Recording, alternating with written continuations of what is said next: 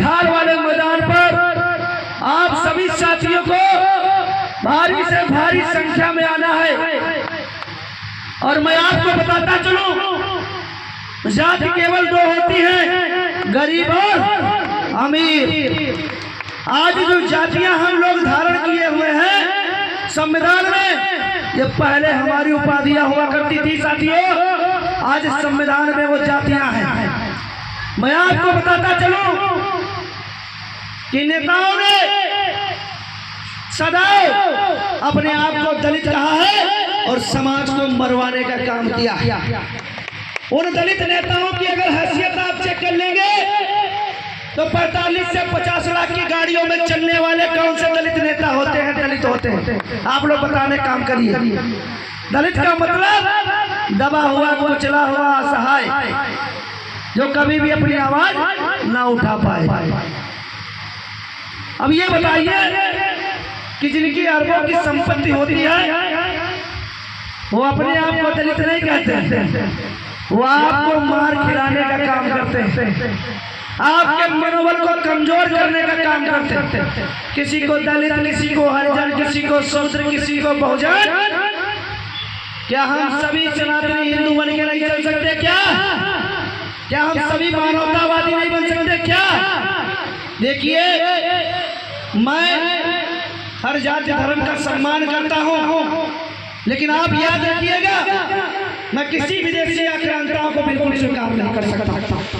मैं APJ अब्दुल कलाम को मानता हूँ, मैं वीर अब्दुल हामिद को मानता हूँ, मैं अशफाक़उल्लाह को मानता हूँ, मैं किसी गाजी और बाबर को नहीं मानता। मैं खुल के खुले मंच पे कहना चाहता हूँ, मैं मानवतावादी हूँ। भारत में सबका सम्मान है और सनातनी सदैव सबका सम्मान करता आया है। लेकिन अगर कोई ओछी मानसिकता की राजनीति से हमारे बीच में आएगा, ऐसे लोगों का हम बहिष्कार करने का काम करेंगे। आज से हम शपथ लेते हैं और कसम खाते हैं एक साथ कि हम न किसी पार्टी को देखकर वोट करेंगे, न किसी नेता को देखकर वोट करेंगे। हम वोट करेंगे मान सम्मान, स्वाभिमान और विकास पर, ना कि दारू महुआ मुर्गा में बिकेंगे, ना कि किसी नेता के कहने पर जाएंगे। हम अपने विकास पर वोट करना जब जिस दिन सीख जाएंगे, उस दिन लोकतंत्र का सबसे बड़ा हथियार क्या होता है आप जान जाओगे। मैं सभी जाति धर्म के लोगों से कहना चाहता हूँ कि अपने विचारों पर, अपने अधिकारों पर, अपने इतिहास पर, अपने स्वाभिमान पर, अपने सम्मान पर वोट करना सीखिए साथियों। नहीं तो ये पार्टियां सदैव ये सोचती कि अगर 1 क्वार्टर मांग रहा तो 2 क्वार्टर दे दो, लेकिन इनका अपने इतिहास का नजारा जाना। तो हमको जानवर नहीं बनना है, जानवर फिर अच्छे होते हैं। मुर्गा खरीदने जाओ 2000 गलत है, आदमी 500 में बिक जाते। पहले क्वार्टर पिए थे, जब नशे हो जाते 1 किलो मुर्गो मांगते थे। और जो प्रत्याशी है वो बेचारा काहे न दे तो का गाली खाए। भाई चुनाव के समय अगर कोई गाली में दे रहा तो प्रत्याशी सुनता, क्यों सुनता? कहा था 3 महीना तुम्हारा 5 साल हमारा, तब आप 5 साल उसको गाली दे दोगे तो फलनवा हमारा काम नहीं करेगा। लेकिन कभी ये सोचा है कि वो 10 लाख लगा के चुनाव लड़ रहा है तो पहले अपना विकास करेगा कि आपका विकास करेगा? बताने काम करिए। इसलिए मेरे लोगों को समझना है, मेरे लोगों को जानना है, पहचानना है। देखिए, शिक्षा केवल नौकरी का मार्ग नहीं है, शिक्षा स्वाभिमान के लिए, शिक्षा सम्मान के लिए, शिक्षा इतिहास के लिए और शिक्षा समाज में चलने के लिए होती है। और शिक्षा अपने आत्म इतिहास को जानने के लिए होती है, जिससे हमें स्वाभिमान सम्मान मिलता है और हमारे बच्चे सर उठा के समाज में चल सकते हैं। और हमारे बच्चों के साथ कभी भी जातिवाद अगर कोई करता है तो हमारे बच्चे पलटवार करते हैं और बताते हैं कि हमारे बाप दादाओं की वजह से आज आप सनातनी हिंदू हैं, हमारे बाप दादाओं की वजह से। लेकिन कभी किसी नेता ने क्या आपके मान सम्मान स्वाभिमान की बात की है? इन 4 साल 5 सालों में समाज की बात होना चालू हुई है। नहीं तो पासियों का वोट केवल दलित बन के जाता था और बहुजन बन के जाता था। कभी पासियों ने पासी बन के वोट ही नहीं पासी समाज की चर्चा क्या होगी? होगी क्या? आज अपने स्वाभिमान सम्मान के लिए आप जाग रहे हो तो हर तरफ पासी पासी हो रहा है कि नहीं हो रहा? आप देखिएगा संजय यदुवंशी ने क्या किया। कुछ इतिहास चोर बहुत कोशिश किए लेकिन समाज का प्यार आशीर्वाद मिला। उस बंदे ने गाना लॉन्च किया और गाना ट्रेंडिंग में चल रहा कि नहीं चल रहा? तो ये होती है समाज की पावर। हमारी माताएं, बहनें, युवा साथी, बुजुर्ग साथियों ने, सब लोगों ने प्यार और आशीर्वाद उस गाने को दिया और उस व्यक्ति ने हिम्मत करके गाना लॉन्च कर दिया। ये होती है समाज की एकता और समाज की ताकत। क्योंकि लोगों को वहम हो गया है कि नेता समाज को पैदा किया करते हैं, उनको कुत्ता पालना चाहिए, वह नहीं पालना चाहिए। क्योंकि समाज से नेता पैदा होते हैं ना, कि नेताओं से समाज पैदा होता है। बताने काम करिए आप लोग। हम समाज के लोग नेता पैदा करते हैं और जिनको वहम है कि हमको दलित, हरिजन, शूद्र और बहुजन जिता देते हैं तो भैया पासिंग के सीट छोड़ के यहाँ कोनो और सीट में लड़के दिखाओ, उनका वहम दूर हो जाए। लेकिन उनको चाहिए वही सीट जहाँ पासी बाहुल्य है। अब बात बड़ी बड़ी करते हैं। मैं मेरे घर आइए, मैं अपने देव भाव कहता हूँ और अपने स्टील के गिलास में पानी देता। लेकिन हमारे सभी लोग हिंदू धर्म में जो भी जातियां हैं, अगर इतिहास पढ़ ले, उंगली काट ले तो सब एक है। लेकिन जब हम एक धर्म के लोग एकजुट नहीं हो पाते हैं तो कई धर्मों को साथ कैसे लेके चल पाएंगे? बताइए। देखिए हम लोग बात कुछ भी करें, हमारे जाति प्रमाण पत्र में पासी पढ़ा है और धर्म हिंदू पढ़ा, कुछ और नहीं पढ़ा, यही तो पढ़ा है ना।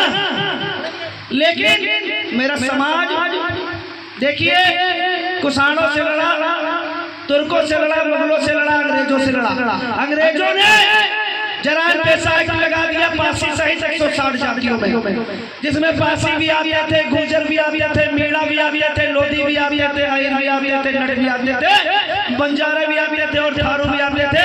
ऐसी अनेकों जातियां जिन्होंने अंग्रेजों से समझौता नहीं किया, अपने मान सम्मान को नहीं झुकाया और वो लड़ते रहे।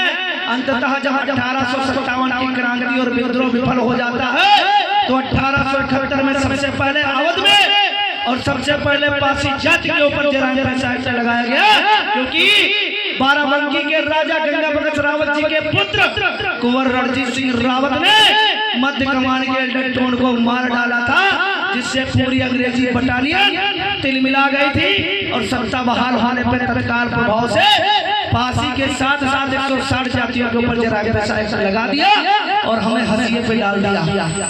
हमारे 5 साल के बच्चों को अंग्रेजी थाने में 5 उंगलियों के निशान देने जाने होते थे। तब हमारे पुरखे नहीं थे, जंगल चले गए लेकिन विदेशियों से लड़ते रहे, कभी भी अपनी माटी को बेचा नहीं। और जब देश आजाद हुआ तो संविधान लिख नहीं पाए लोग, और वही देश के गद्दारों ने इस संविधान में ऊंचे ऊंचे पद पे बैठने का काम किया और हमारे लोग जंगल से निकल भी नहीं पाए, पूरे देश को बांट दिया। जो भारत की जातियों ने देश को सुरक्षित हाथों में दिया, देश को बचाया, वो आज भी वंचित हैं। आप देखने का काम करिए, कितने समय से बैकवर्ड एससी मुख्यमंत्री बन रहे थे कि नहीं बन रहे थे? क्या कभी बैकवर्ड और एससी का उद्धार हुआ? बताने काम करिए। बहुत सारे हमारे अल्पसंख्यक समाज के लोग भी बहुत पिछड़े में 31 जिलों का भ्रमण करते हुए आ रहा हूं। लेकिन अगर वो अल्पसंख्यक समाज देखे तो वो भी हमारा भाई कभी रहा है। अगर महमूद गजनवी और सैयद सरार मकसूद जैसे लोग नहाए होते तो सब हमारे भाई थे, कोई अलग था? बहुत सारे हमारे भाइयों ने तलवार के दम पे इस्लाम कबूल किया। क्या वो हमारे अलग है क्या? वो भी तो हमारे हैं कि नहीं है? अगर आप 200-300 साल 500 साल पीछे जाएंगे तो भाई जो विदेशी थे वो यहाँ है ही नहीं। कुछ परसेंट, बस हम भाइयों के बीच में लड़ाई लगा के चले गए और हमको ये दिमाग लगा दिया कि ये देश आपस में लड़ता रहे और मरता रहे, हम चांद पर पहुंच जाएं। इसलिए मेरा निवेदन है कि अब जागिए, अब लठ और तलवार की जरूरत नहीं है, अब केवल आपके अंगूठे का सही प्रयोग करने की जरूरत है। जरूरत है कि नहीं है? इस अंगूठे को लोग सस्ता समझते हैं और जो सस्ता समझते हैं वही मारे जाते हैं। ये हम नहीं कहते, आप लोगों का रवैया कहता, आपका हुलिया कहता है, हम थोड़ी नहीं कहते। हम भरोसेमंद होते, ईमानदार होते, जो हमसे कोई कह देता हम मान लेते। लेकिन हम कभी अपने विवेक से कभी चिंतन मंथन नहीं किया कि जो काम राजी रजवाड़ी हुआ करती थी वो आज इतनी बेकार कैसे हो गई, इतनी कमजोर कैसे हो गई। अगर समझने का मौका मिलता तो हम 16 से 20% थे, इन पार्टियों ने हमारा मुख्यमंत्री क्यों नहीं बनाया। आज इस पासी स्वाभिमान यात्रा में सर्व समाज के लोग यहाँ बैठे हुए हैं, क्या हम किसी के साथ भेदभाव करते हैं? बताने का काम करिए। क्या हम किसी से ऊंच नीच की बात करते हैं? नहीं भैया। इन लोगों को पता था कि अगर कोई पासी मुख्यमंत्री बन गया तो आज से 1000 साल पहले लोग खुशहाल रहते थे, आज 2027 से भी खुशहाल रहना चालू कर देंगे, इसलिए पासी मुख्यमंत्री रहेंगे। लेकिन कोई नहीं। अगर आप लोगों ने 16 जुलाई को महाकुंभ दिखाया तो मैं आज बंद बातों में कुछ कह के जाऊंगा, आप लोग चिंतन मंथन करिएगा। अगर आप लोगों ने 16 जुलाई को महाकुंभ दिखाया तो आपका बेटा, आपका भाई सूरजवासी वादा करता है बहुत बड़ा उपहार आपको देने का काम करेगा, जो समाज आर्थिक मजबूती की ओर जाएगा, सम्मान की ओर जाएगा। लेकिन आप लोगों को पहले परीक्षा देनी पड़ेगी, मेहनत करनी पड़ेगी। आओ और दिखा दो कि हम लाखों की तादाद में एकजुट होंगे लखनऊ में, और पूरा प्रदेश क्या, पूरा देश कांप उठेगा पासियों की ललकार से। कांपेगा कि नहीं कांपेगा? लाखों पासी इस बीच दौली विधानसभा में निवास करता, और मैंने सबसे कह दिया है कि हमारे लोग कभी गरीब हैं, कमजोर हैं, नहीं आ सकते हैं, तो आपका बेटा, आपका भाई जिससे भी मांग पा रहा मांग रहा है, लेकिन आपको संसाधन दे रहा है और आप लोगों को आना आएंगे ना, हाथ खड़ा करें, कितने लोग आएंगे? वो घैला मैदान फुल होना चाहिए, फुल होगा ना, सोना नहीं है। आपका बेटा कल पहुंच जाएगा लेकिन सोएगा नहीं, तैयारियों में लग जाएगा। इसलिए इस महाकुंभ से कोई वंचित नहीं रहना चाहिए, और जो वंचित रह गया वो विकास से वंचित रह जाएगा। मैं पूरे 31 जिलों को न्योता दे के आया हूँ, पूरे 31 जिलों को, लेकिन मेरे सटे जिले महाराजा लाखन पासी जी की धरती से सटे जिलों को अपनी एड़ी चोटी से जोर लगा देना है। और हमारे हरदोई की भी यहाँ टीम बैठी हुई है, प्रमोद पासी जी, जिला अध्यक्ष, और सतपाल पासी जी। मैं सभी कार्यकर्ताओं का लिस्ट होती तो मैं नाम ले लेता, लेकिन सभी हमारे अनुज और अग्रज हैं, सभी हमारे प्रिय हैं और हमारे सारथी रहे हैं। अब समझ लीजिए कि जिनका सारथी अहीर हो तो कैसे पीछे हट सकता है? तो हमारा सारथी अहीर समाज के लोग हैं। बराबर मेरे रथ को हाँकने वाले कौन थे? स्वयं चक्रधारी, स्वयं चक्रधारी। आप लोग ताली बजाने का काम करिए कि आपके समाज का बेड़ा कौन कौन लोग उठाए। और आप देखिए, हमको पता भी नहीं था कि हमारा जो रथ चला रहे हैं वो भी ब्राह्मण समाज के, मुझे बाद में पता चला। उसके लिए ताली बजाने का काम करिए भाई। हमने तो कह दिया कि मैं फला को आना है, अब उस कंपनी ने किस व्यक्ति को भेजा हमको खुद नहीं पता। बाद में जब वो महीना भर साथ रहा, वो 4-5 दिन में जाना था उसको, लेकिन वो इस तरीके से हमारे साथ चला।